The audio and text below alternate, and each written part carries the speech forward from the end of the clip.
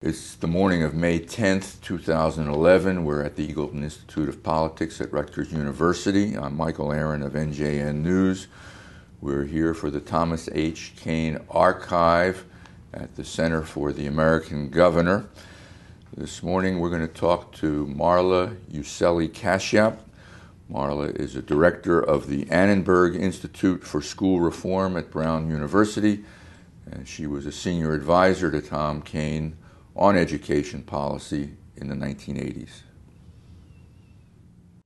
Marla, first of all, what year did you join the Kaine administration? I joined in the latter part of the administration in 1988. In 88. So what had you been doing professionally prior to that? I was working actually here in New Jersey for a man by the name of Ernest Boyer, who ran something called the Carnegie Foundation for the Advancement of Teaching. That was based at Princeton, and Ernie Boyer was chairing a commission for Governor Kaine, which is how I became known to him.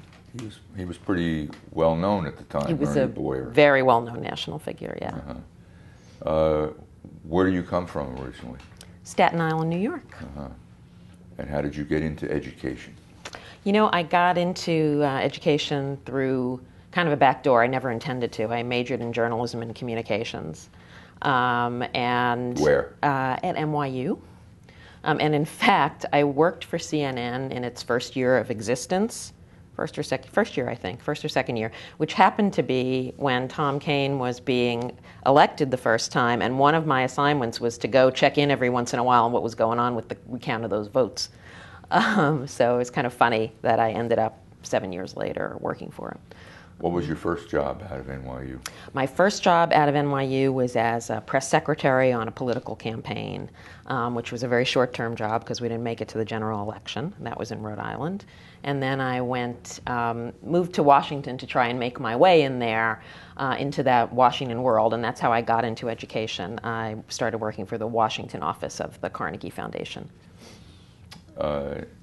And then you moved up to Princeton? Or? I moved up to Princeton at the request of Dr. Boyer. That's was where he the on headquarters. Faculty at Princeton? Or? No, you know, I don't quite know how the arrangement happened, but they had a building right in front of the Woodrow Wilson School. And that was the headquarters for probably 10 years until the following president, a guy named a guy named Lee Shulman, moved it out to Stanford. So they moved from Princeton to Stanford. Ernie Boyer chaired a commission for Governor Kaine. He did. On what?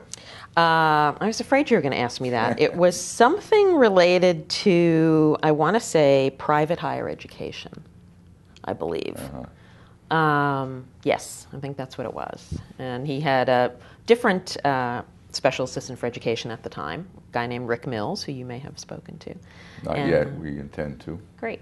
And Rick was leaving. I was staffing Ernie on this commission, and so he started making inquiries about how he was going to find a replacement, or the governor wouldn't let him leave the state. So, so who called you? Do you remember? It was Rick who called me. Did you know Rick? First? I had come to know him through this commission because he was representing the governor. Obviously, the governor didn't come to most of the meetings. It was designed to provide recommendations to him. So Rick, as his education advisor, came and met with this group of educators that would meet at our offices, and I was supporting Ernie in writing the report on the commission and all that good work. So that's how I got to know Rick, and he started making inquiries about me and called me up and literally said, I've suggested some people to the governor. They're not what he's looking for, so maybe it'll be you. Why don't you come and talk to us? So I spent a while talking to Rick, understanding what the position was, and then had an opportunity to meet Governor Kaine. What was the position? It was called Special Assistant to the Governor for Education. And it was interestingly configured because, of course, there's a legislative office, a policy office, all those things. But Kaine was so involved in education that his education advisor kind of had more of a direct route to him, reporting through the chief of staff, as opposed to kind of being one of the policy stable, which was a great policy stable, terrific people on all kinds of environmental issues, other issues. And then this position was just called Special Assistant to the Governor for Education. And so you reported to the Chief of Staff, Yeah, who was Ed Ed McGlynn? McGlynn. Did you meet Tom Kane before he hired you, or Oh, after? absolutely. And I met him before he hired. Most of my relationship was directly with him because he was so in tune with the issues. So, if he wanted a briefing on something, you'd find out the governor needs a briefing and go in and give it to him. But the thing that I remember most about him, I was kind of nervous about meeting him. Sitting in his office, and he's like, yeah, pretty impressive, so far for being young. You've done some good things. He said, I know that, this is the thing I was kind of worried about. He said, I know that looks like you've been a Democrat, and I'm a Republican. He said, you know what? It doesn't bother me a bit as long as we agree on the things that matter in education. And we went on to talk about those things, and I had the job. Things like what? Things like the importance of raising standards for teachers and continuing to support the profession. Things like providing opportunities for parents to have choice in schools without doing it in a way that diminished support for public education. Things like moving the higher education system to one of greater autonomy, local autonomy for the state colleges. So continuing some of those things that he started. The other thing that was very appealing to me was that he was doing, with his commissioner, Saul Cooperman, a lot of things to impact urban education and really trying to understand how to make education in our urban centers better. And that was something of strong interest to me. How old were you when you went to work for Tom Kane? I was 27. 27. Wow. Yeah. What was the first issue you worked on? Do you recall? I think the interesting thing was that the first issue that I worked on with him was actually one of his national pieces of work. Because by that time in the administration, what we were really trying to do was not so much solidifying his legacy in that kind of negative or narrow way, it was spreading the ideas, right, that he had done so much with. So I remember the first meeting we had was with something that was called the National Board for Professional Teaching Standards. He was one of two governors on that board. The other was Jim Hunt of North Carolina. It was he speaks very well of today. Yeah, I believe they remained friends. We interviewed Kane a week ago, and he brought really? up Hunt's name. Yes. That was a very different time in terms of how governors work together in a bipartisan way, I think. I mean, hopefully it'll happen again, but that was very special. But this national board was designed to create standards that were not just what you would have to get a job in teaching, but to say that you are in essence a master, and you can prove that you're a master through videos of your lessons, through the way that you can coach and support other teachers, through the lesson plans that you create, and that if you get to this higher standard of what teaching looks like, you should be able to be recognized and rewarded for that. So it was really a national effort to say that we have to create opportunities in teaching for our best teachers to work differently and be rewarded for that kind of work. How did that initiative pan out? Did it come to pass? It sure did. It still exists. There are thousands of nationally board certified teachers across the country. Often they are teachers who take on different roles and responsibilities in their schools. And are they called master teachers? Not necessarily. Was that the idea? Sometimes they're just called board certified. So the way you would have a board certified doctor, you can have a board certified teacher. And I think are they paid more? They are in most cases paid more. It's been difficult at times when state budgets were tight, but in most cases they are paid more. And they also become a voice in the profession for what the profession should be. So it's not just about how they get compensated or what they do in their own classrooms, but how they think about the teaching profession.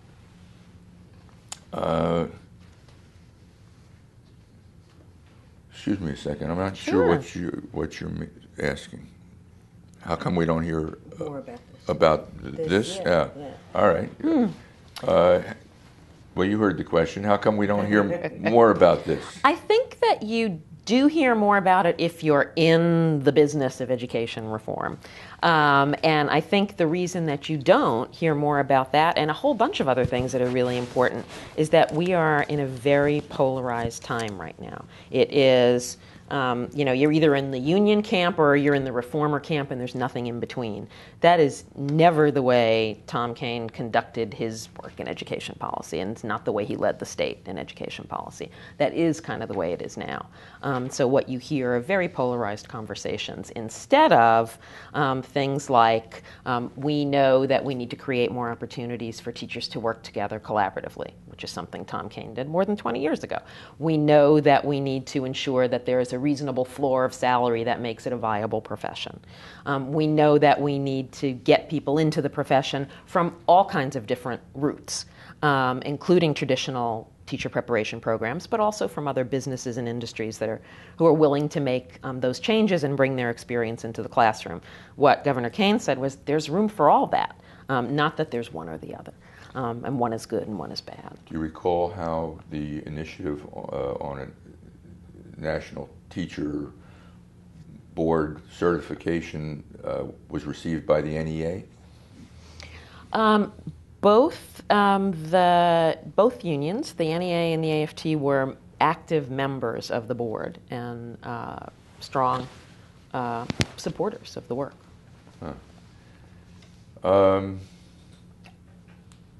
What were your initial impressions of Tom Kane?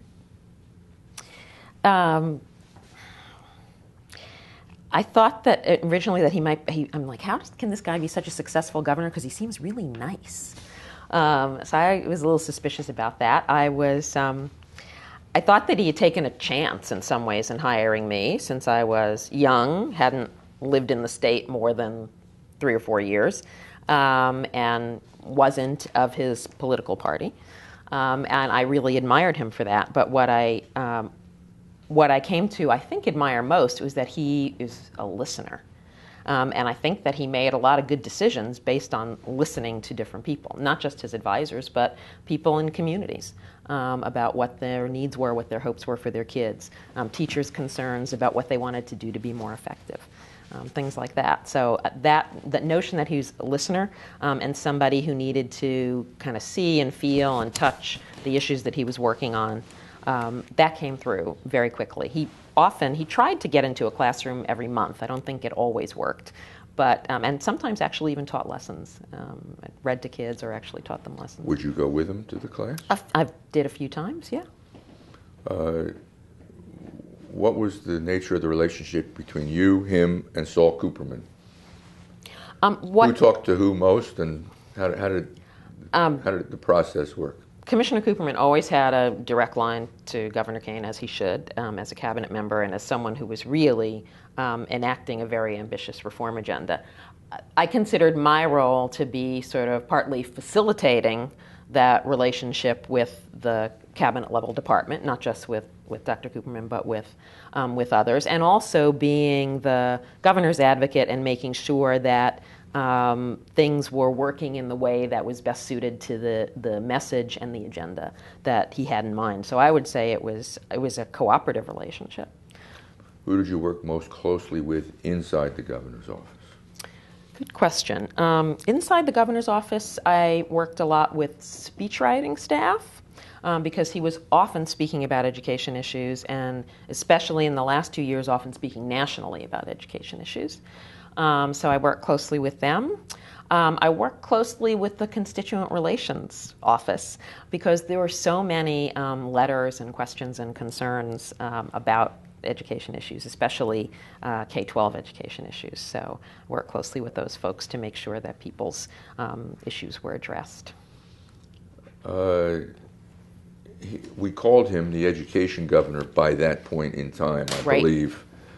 Did that put extra pressure on you? It was great pressure because it meant that I could call anybody in the country. I remember calling someone in Minnesota about something we were doing on school choice, and they were like, "Oh, I'll come there tomorrow to help you figure this out if you want." So it was great. I didn't think that was pressure. I thought that was opportunity. It was fantastic. What either before or after your arrival, what are the key reforms that Kaine made in public education? There are several. I think that the reforms related to the teaching profession, I would say, were some of the most lasting and important reforms. Some of them, like the alternate route into teaching that we mentioned earlier, were very controversial. Others were much less controversial. Setting, a salary floor was not a controversial thing. It was, we got to figure out how to pay for it, but it was an important thing to do. As I recall, it was $18,500. You got it. That's right. That's right. Which seemed like a healthy salary back then. It did, indeed. Or at least reasonable. Has the alternate route panned out? The alternate route has, and I think what we learned from that, as we learned from so many other things, is that the devil is in the implementation. It's if you do an alternate route program appropriately and well, you can give people the kinds of skills that they need to work with children that they've never worked with before, and at the same time draw on their experience from their prior careers, and enhance the overall skill set of a teaching staff in a building, which is what it comes down to. It's not only the impact of one individual teacher, right? It's the collective working for these groups of kids. Do you know if that program still exists in New Jersey? I don't know what they call it these days or how it works, but certainly there are still people becoming teachers in New Jersey who are taking non-traditional routes into the classroom. In fact, all over the country, there are much more diverse entry paths into the teaching profession now. Did you also work with Ted Hollander, the Chancellor of Higher Education? I did. In what respect? What were your duties in higher ed? Well, in higher ed, the great thing about being in Trenton and with some universities and colleges around is people just kind of pop into your office. And so I remember Harold Eichhoff would love to pop into my office. George Pruitt would pop into my office. President of Trenton State College, now the College of New Jersey, Exactly. And the president of Thomas Edison State College. You got it. Okay. You got it. Our community college friends would come in. It was interesting. Always some good conversation. But the focus in higher ed at that time, there were a couple of things. I mean, there were always the sort of regulatory problems that come up. So universities having big issues with problems on the board, or there's an issue with an institute that might lose its accreditation, that kind of thing. But on the big picture policy agenda, I think what we were trying to do is really finish the challenge grant approach that the governor had started, as well as solidify the autonomy for the state colleges. Let's take those each. What's the challenge? What was the challenge grant program?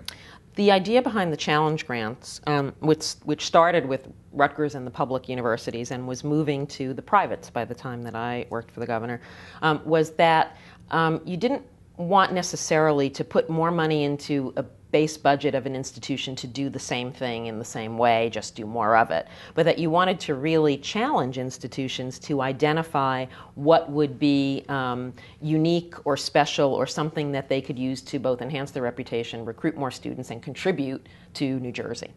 So that became called the Challenge Grant Program. The state would provide some money if the university came up with a novel approach to some field? Exactly. And what Give me an example. The governor was. Can you recall what a university would have to create in order to get a challenge grant? Sure. Some of it might be in a special area. I remember one of them was an opera and music program that hadn't existed to bring kind of world-renowned artists, right? So that's a logical one. Some were related to strengthening faculty in particular areas and creating a center, a science center or something like that, that would draw in the kind of faculty that the institution might not have been able to attract otherwise. And was there sizable money available for this? Yeah, the numbers were in the low millions, up to the low millions. I think the largest might have been 5, but then that money was eventually able to be put into the budgets of the institutions to create the infrastructure for that work to go on. So that it wasn't a one-time kind of like a grant where it goes away and what do you do? But it was designed to build a new piece of infrastructure for the You were institution. implementing education policy at a time when money was plentiful compared to today. Did it make it easier? It absolutely did. When you're asking people to do things differently, which Governor Kaine was at the elementary, secondary level and at the higher education level, it helps to be able to say, if you're willing to do things differently, if you're willing to try something, we can provide you with some of the support you need. It sure does help. You say autonomy was another issue. What was the issue? The issue was that our state colleges were so connected to the functioning of state government that they couldn't, repair their own sidewalks without dealing with the bureaucracy. And in some cases, waiting months and it costing the state more than it would have otherwise had the institutions been able to have their own groundskeepers, their own repair people, et cetera. So it was really something that the institutions were ready for.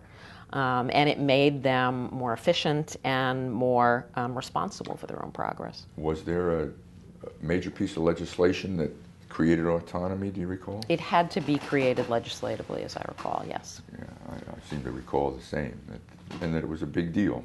It was a very big deal, and it went on, it was sort of, it was a watershed moment, and then in subsequent administrations, other changes were made to higher education governance. So a lot has really changed in the past Governor 20 or so years. Whitman did away with the Department of Higher Education. Right. Yeah, a very controversial move at the time. Do you have any thought about that? I think there's such a thing as the pendulum swinging too far. And I think it did with that. And I think that the Christie administration and, in fact, a commission that Governor Kaine just chaired have made some recommendations to kind of restore some balance between autonomy at the campus level and the sort of state leadership that's needed to keep the whole sector healthy. We're still boiling as a society over urban education issues. Yes. Just yesterday, our acting education commissioner, Chris Cerf, was being grilled by the Senate Budget Committee on what we're doing with urban education.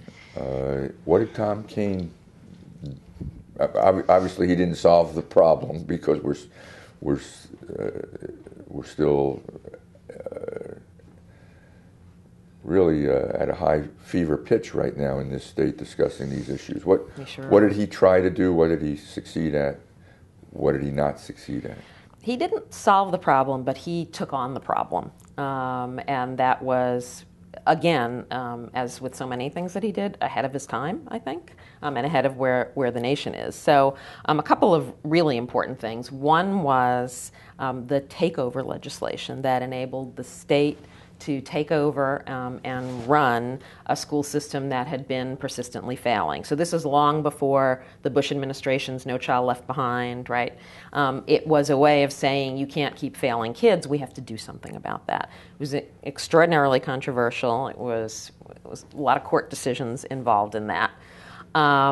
So that was one big one, and we may want to talk a little bit more about that, but I would hate for people to think that that's the only thing that was done, because what he also tried to do was to create initiatives that were targeted to the needs of urban parents and teachers. So things that made it easier, pilot programs that made it easier for parents to become partners in their kids' learning, or programs that would provide early education in our urban areas, preschool education, long before the legislation that was passed that created under the Abbott decision that created the universal preschool that we have now, which is New Jersey's a leader in the country in that area now. So, and certainly all of the work to professionalize teaching, provide more appropriate salaries and recognition, which was equally important. The governor's teacher recognition program was a wonderful thing. Small amount of money, but lots of support. What kind of recognition? It was recognition for doing something out of the ordinary, whether it be being recognized by your peers as a particularly effective teacher, going out of your way to support and coach students. It was a giant lunch that happened once a year for a couple of thousand people who got $1,000 each to just say, we want you to know that this profession matters. Another example of what you can do in flush times. Exactly. And even more important than that, of course, were academies for improving teaching skills, which he also created. So all of that, I think, some of those, like the early education, were particularly targeted to urban schools. The others were, I think, had a disproportionately positive effect on urban schools. The takeover, remains controversial to this day, and sad to say, Newark is still in state takeover, right?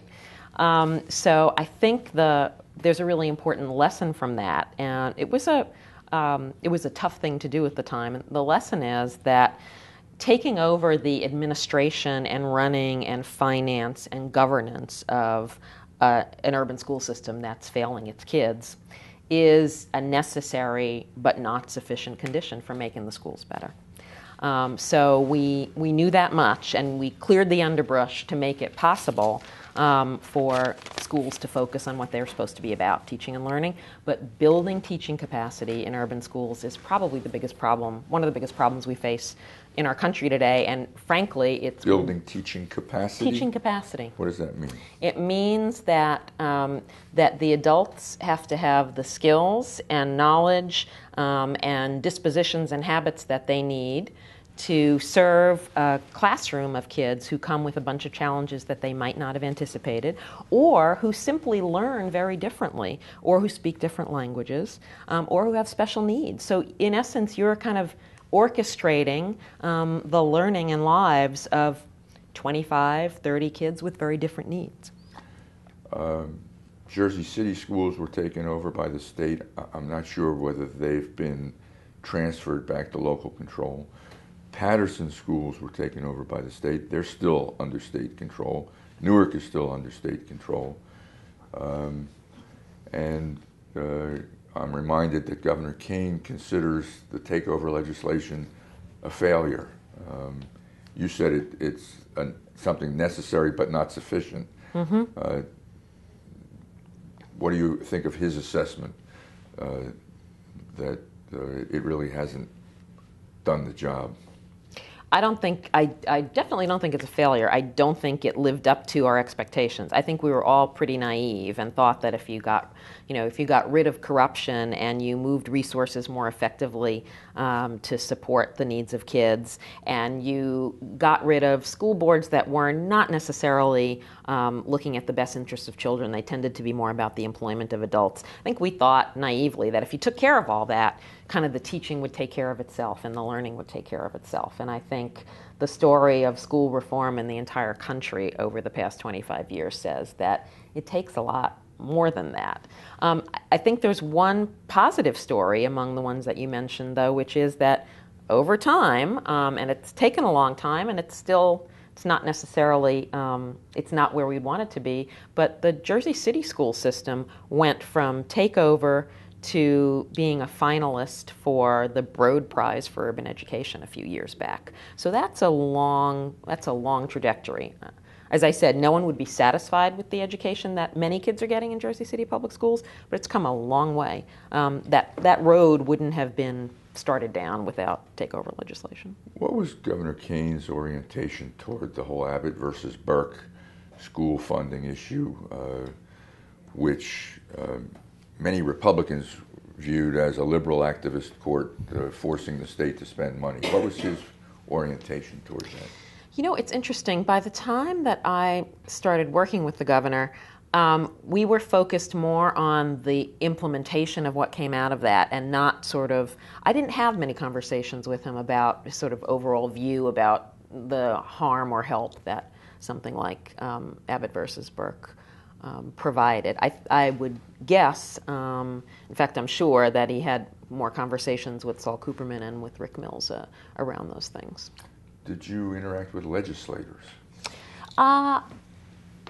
In a limited way. I think that during the time I was there, his office functioned pretty well, and there were legislative counsel that you would work closely with to make sure that the legislative agenda was moving in an appropriate way.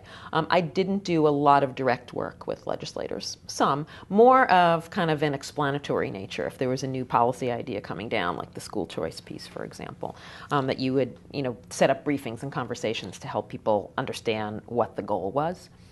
Was there a key legislator in education during your time, or is that asking you to remember somebody obscure? The committee chairs were important. Do you recall who they were?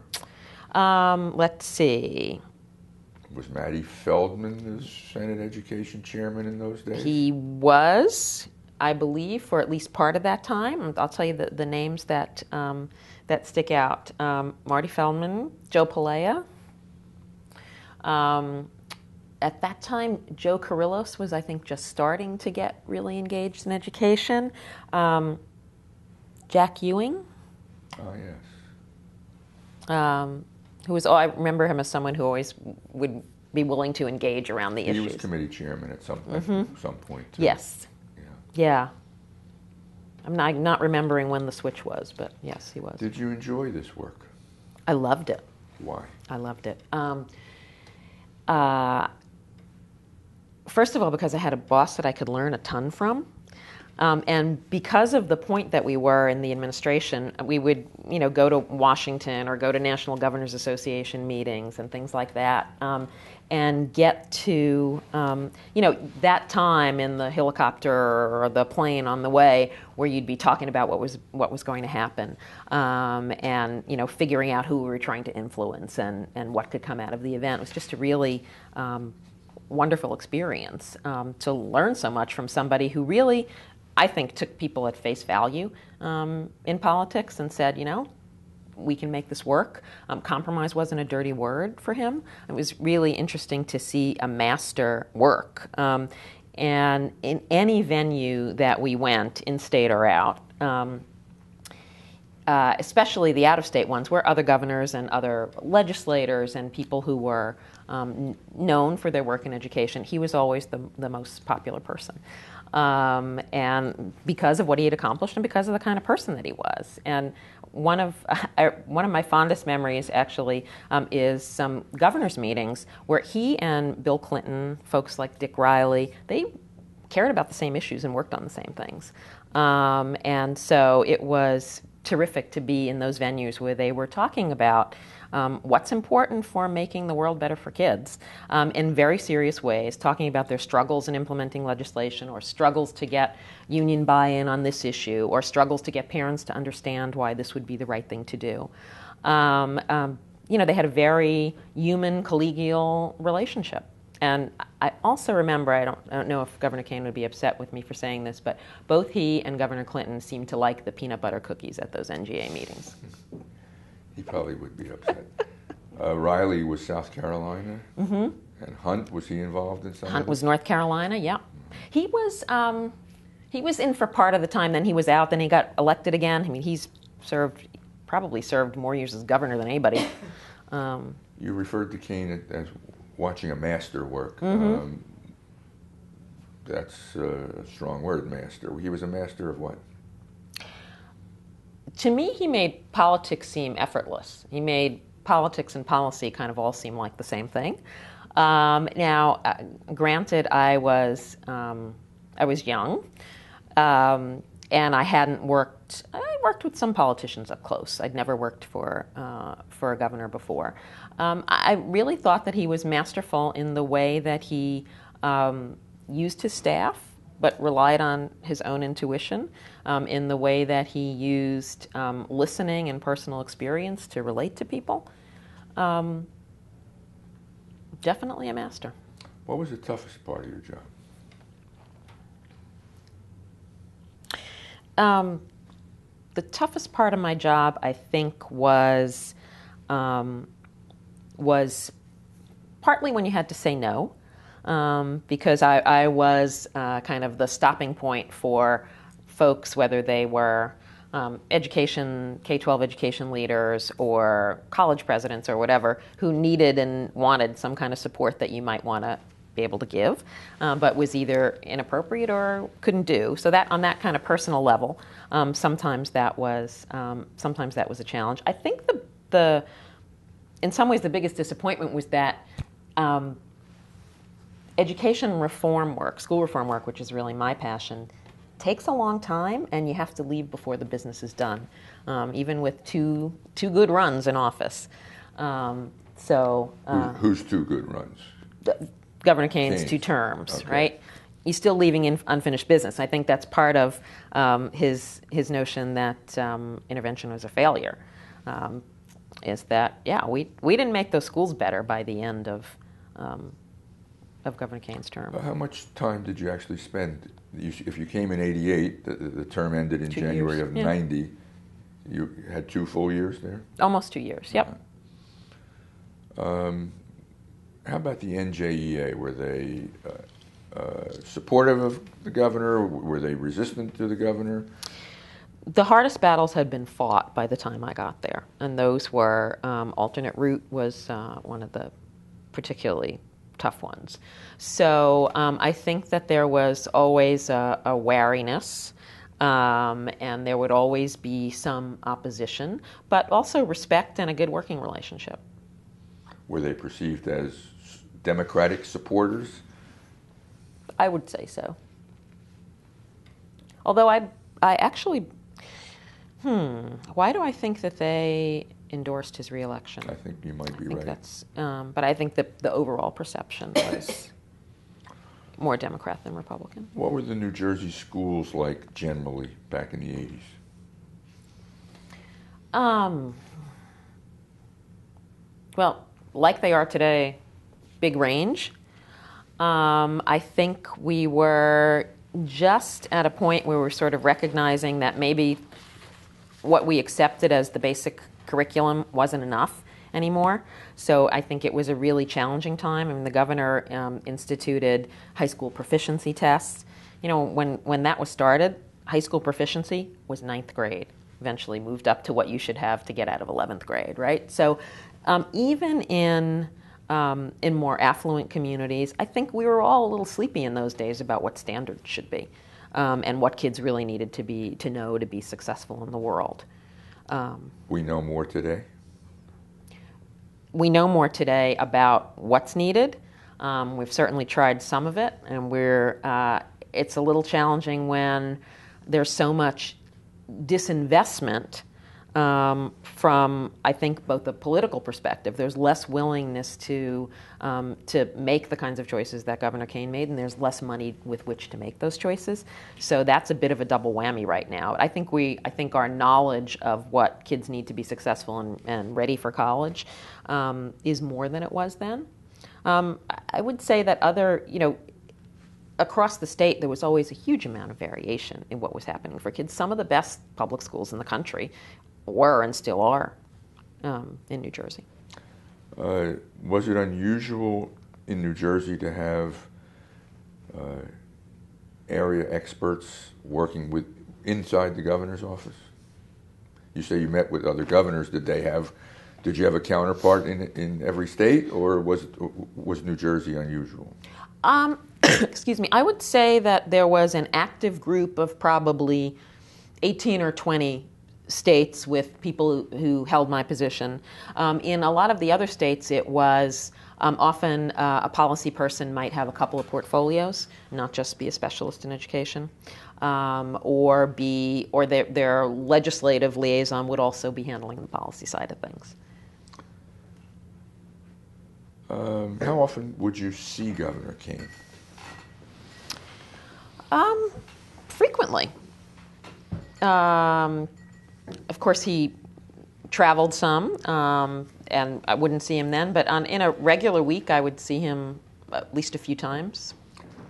And why is it that the education advisor would be in the helicopter as opposed to the chief of staff, the communications director, or some other high-ranking person, or were they also in the helicopter when you were there? Sometimes they were, but oftentimes it would be because we were doing an out-of-the-state event that was really about sort of spreading good ideas and best practice, and so it was perceived as a policy agenda. Now, obviously, the chief of staff had been involved in making the decision about whether that was the right event to go to, and the speechwriter had been involved in preparing the remarks, but if there was to be some kind of substantive interaction with other policymakers, then it was logical for the policy person to be there. Did you sense interest in Governor Kaine as a national candidate at the end of his governorship? Mm-hmm. Interest on his part or only on the part of others? As far as I was concerned, he kept his own counsel in those matters. I never had that kind of conversation with him. Certainly on the part of others that I interacted with and that he interacted with publicly, it was clear that there was speculation and interest. How about on your part? Were you hopeful? I was, because I thought he could both make a contribution and be a model of the way that I think politics in elected office should be handled. Which is how? Which is where you put people and issues first, and ideologies and affiliations second. And I don't know if in his heart of hearts, there are people that Tom Kane really couldn't stand and organizations he really hated, but he was really good at hiding that, and if so. And I think that's the way you make good policy. The administration came to an end, and there was no chance for you to stay on, I guess because a Democrat was elected. So what did you do? Some of us stayed on for kind of cleanup for a couple of weeks, so, transitioning sorts of things. I wasn't quite sure what I was going to do, actually. And I wasn't too motivated to look initially, so I thought, I better figure out what I'm going to do with my career. Governor Kaine was going over to be president of Drew. I ended up helping him out on a consulting basis with some of his national education activities for a little while. I helped out another organization that he had been active in, and really within a month or so was thinking, well, maybe I should get myself a job, and got a phone call from the Rockefeller Foundation, a guy who was vice president there named Hugh Price, who said, hey, I've heard a lot of good things about you. I really am interested in what's happened in New Jersey, and you want to come work with us on urban education issues. It turned out I had been recommended by someone at the National Governors Association because we had played a leadership role. The governor had played a huge leadership role with his peers, and I had tried to do the same for my peers. So I had a terrific opportunity to go and then work nationally in urban areas on issues that I felt most passionate about as the result of working for Governor Kaine, and that was making the teaching profession more recognized and effective, making teachers better, and helping urban schools be more successful. What cities did you go to? At Rockefeller, we worked in a whole bunch of different ones, from New Haven, San Francisco, Albuquerque, Chicago, several. And then we did national policy work on the teaching profession, something called the National Commission on Teaching in America's Future, that was in some ways a successor to a commission that the governor had been on when he was governor, even before my time. How long were you at the Rockefeller Foundation? 9 years. Then what? Then I decided that I wanted to get a little closer to the ground and to help school systems and political leaders in those urban school systems actually be able to implement some things at scale. We got really good at making a school better here or implementing a parent involvement program over there. We hadn't really gotten good at having an infrastructure that could support 50 or 100 schools that are improving and reaching higher standards. So I went to work for an organization called the Annenberg Institute for School Reform, whose mission is to advocate for and study and implement changes that can make the lives and education of kids in urban school systems, minority kids, and kids who don't speak English as a first language, make their school experiences better. And that's at Brown University? It's headquartered at Brown University. And what cities have you worked in, or are you working in now? Let's see. We've worked in a bunch, ranging from Sacramento, California, Portland, Oregon, Chicago, New York. Right now we're doing a lot of work in Tennessee, which is one of the race to the top states, and there's a lot of interesting work happening there. We're working in Nashville there. Number of cities around the country in direct work on the ground, and then the lessons that we take from our work there, we try to disseminate to policymakers and school systems around the country. So what is the focus of your efforts in these urban districts now? Is it parent involvement? Is it teacher standards? What are you pushing? As an organization, we work on a couple of things that we think are sort of the most important. One of which is community organizing and involvement to kind of support change in schools from the outside. What I do is what we call district redesign and leadership, and that's really the change from the inside. So we work with superintendents, mayors, school boards, whether they're elected or appointed, or in cases where, like Boston, where there's a mayoral takeover is in effect. And we work with those leaders to help them change central policies and infrastructure supports, like how they move money, how they provide professional development, how they make decisions about how staff are used. So things that are in some ways centrally decided, but that impact what happens in schools. And we try to help those systems provide more autonomy at the school level when it's possible, and more support where support is needed. This mayoral takeover business, I can remember it was a big deal in Chicago 10, 15 years ago. Yeah. With Mayor Daley. You say it's now in Boston. And in Newark, Cory Booker has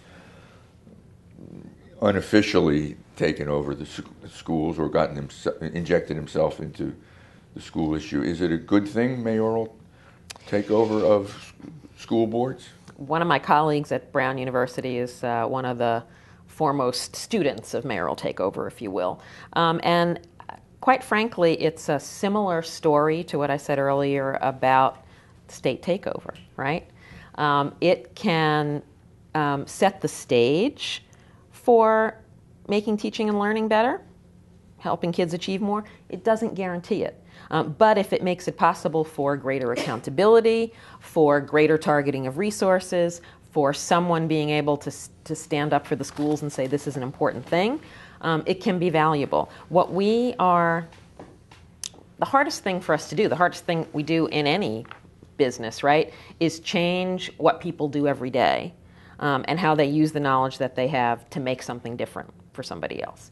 So ultimately, it comes down to what adults know and are able to do, and the leadership that they have in their buildings to support the transmission of that knowledge to their kids, and the engagement of students in the work. That's the hard stuff, and mayoral takeover doesn't guarantee that. You said earlier that the conversation today is very polarized. School reform versus status quo, I guess, or union issues. Right. Does that mean we're at a bad point in time in terms of the improvement in education in this country? I think in terms of improvement, in terms of practices that are being implemented in, the Nashvilles and New Orleans of the world, I think there's a lot of interesting things that are happening on the ground. I think where the problem is, I do think the national conversation is polarized. So it's perceived that if you work for a teachers union, you must be all about protecting and not about raising standards. Right? There is a perception that if you are a so-called reformer, you want to throw out all the rules and just let people decide in a school building what they want to do. Neither of those things are true. So I think that's a distraction. I think that there are people in communities across this country that are working in concert, unions, superintendents, principals, community organizations, and recognizing it's not a short-term fix. Getting students ready for college or a career is very different than saying that you've got X number of high school credits and that's enough to graduate. I think that we recognize the challenge at hand. I think we've got a lot of success stories. I think we need them to be much more widespread. So if you've been working in this business for almost 30 years, which I think I have, 20-something years, it's an exciting time because there's a lot of example to draw on with the internet, with social networks, with technology. There's lots of ways to share good practice that we didn't have before, but we need a less polarizing conversation. Is President Obama, who's identified with school reform, on one side of this polar discussion? I think you'd get different answers to that depending on who you talk to.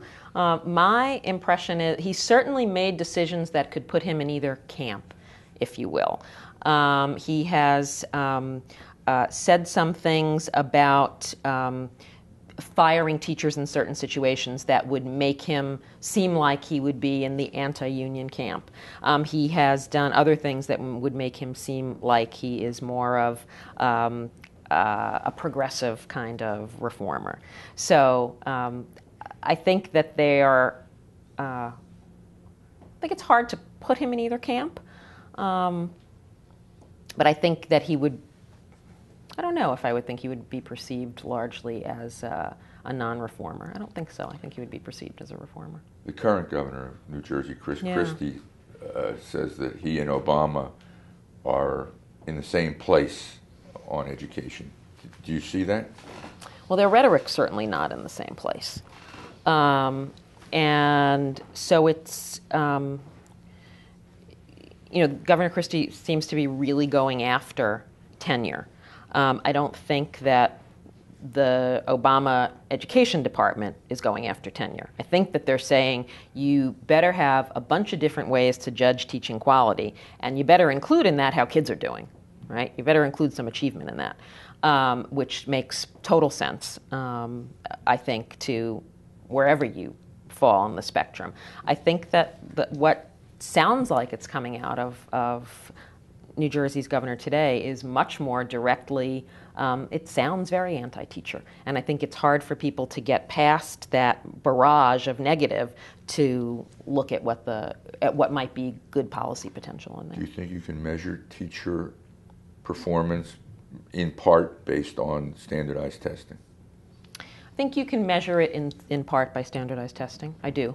I think that you, to the extent that you are measuring student performance, you wouldn't want all of a teacher's performance to be judged based on student performance, and you wouldn't want all of that student performance to be based on a standardized test. So there are other things. There are grades, there are students' demonstration of work, right? There are portfolios, there are other ways to judge, but it's not unreasonable to make standardized tests a part of that.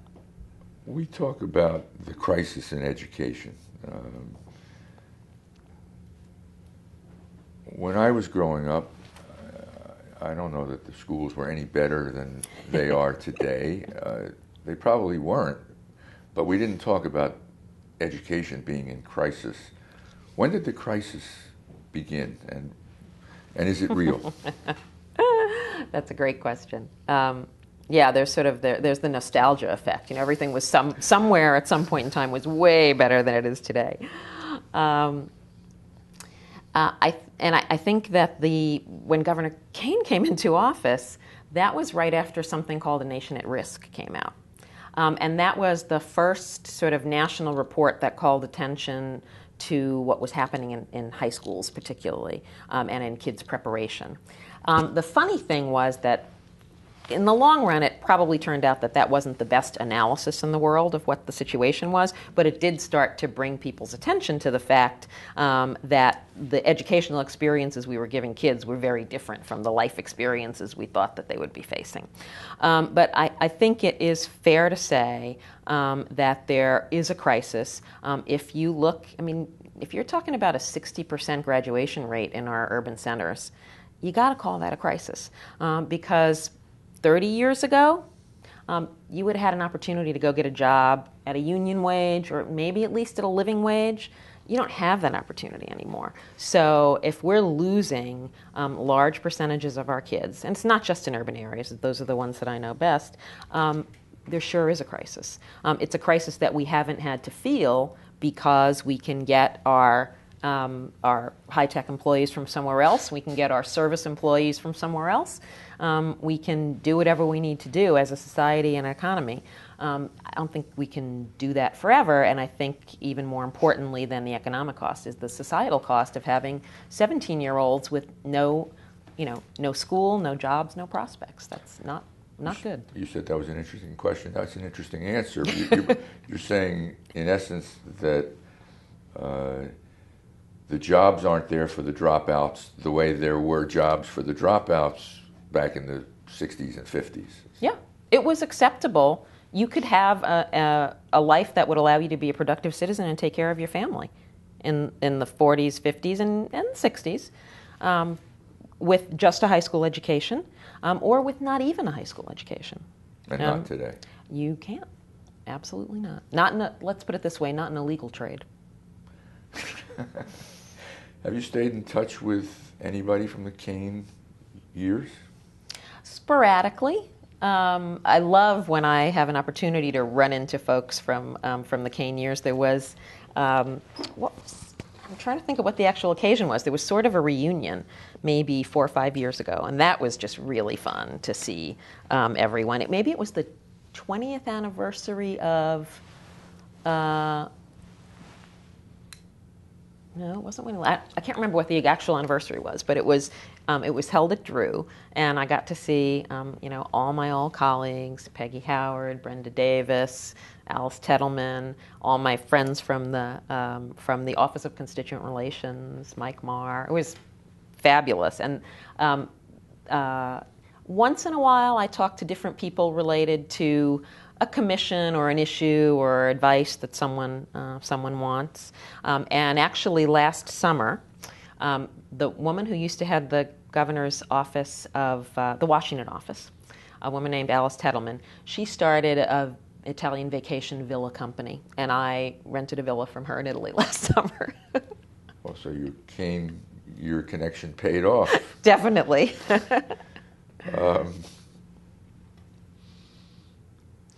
Besides education, where did Tom Kane make his mark? What areas were, from your vantage point, where he made his mark? I think certainly economic and business development was an area. I think that he had a great environmental consciousness.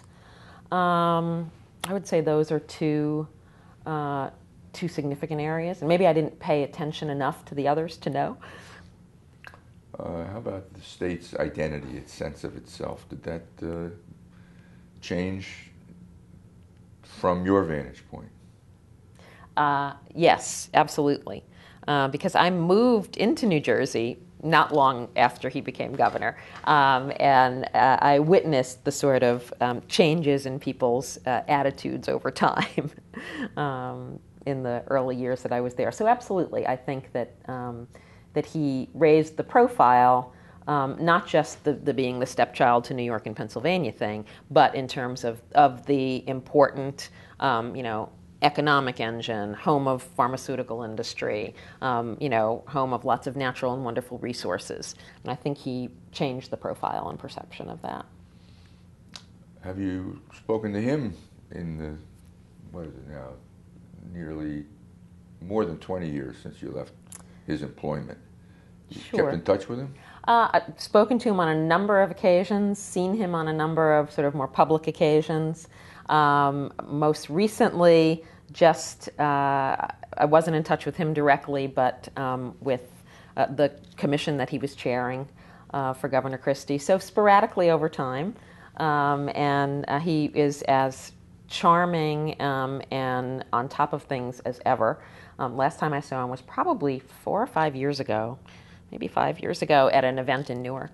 And it was terrific to see him. Did you give some advice to the Commission on Higher Education that he chaired for Governor Christie? I just helped them connect to some K-12 issues that the expertise on the commission was really higher ed focused, but they needed to connect to some K-12 issues related to transitions and teacher preparation and things like that. So I just tried to steer them in the right direction.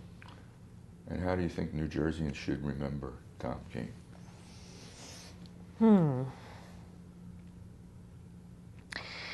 I think New Jerseyans, and in fact the country, should remember Tom Kane as someone who